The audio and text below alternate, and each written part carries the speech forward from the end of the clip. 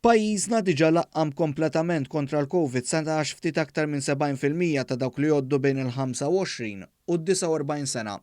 Skont informazzjoni mogħtija minn Uffiċċju tal-Unjoni Ewropea dwar it-tilqim, ir-rata ta' pajjiżna fil-kategorija ta' età msemmija tisboq ferm iżjed minn pajjiżi oħra. Fil-fatt ir-rata ta' pajjiżna hija 15% iżjed minn dik tal-pajjiż li ġie wara Malta, f'dan il-każ l-Ungerija.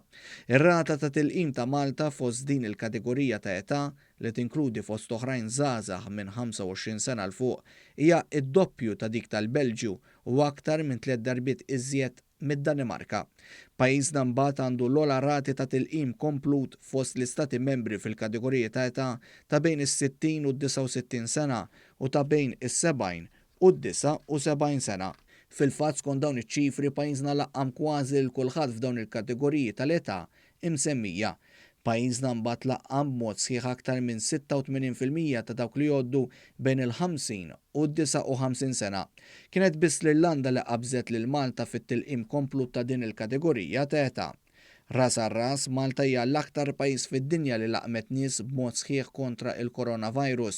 Fil-fatt pajjiżna laqqam b'mod sħiħ 81% tal-popolazzjoni adulta. Wara Malta hemm l-Iżlanda b'74% u l-Emirati Arab Magħquda b'68%. Mill-jum ta' tnejn l-awtoritajiet tas-saħħa Maltin bdew jistiednu nies li għadhom ma tlaqmux biex imorru jieħdu l-vaċin mingħajr appuntament. Apparti minn hekk klinika li tiċċaqlaq minn post tal ieħor bdiet iddur irħula differenti madwar il-pajjiż biex jirċievu it-tilqim. Fil-fatt fl-ewwel jum din il-klinika mobbli fit-Technopark tal-Mosta kellha tibqa' miftuħa sa wara nofsinhar wara li bosta nies ikkonkorrew. Fil-fatt minn din il-klinika biss tlaqmu kważi 2500 ruħ. Fil-jum tal-Erbgħa din il-klinika se tkun iż-Żejtun.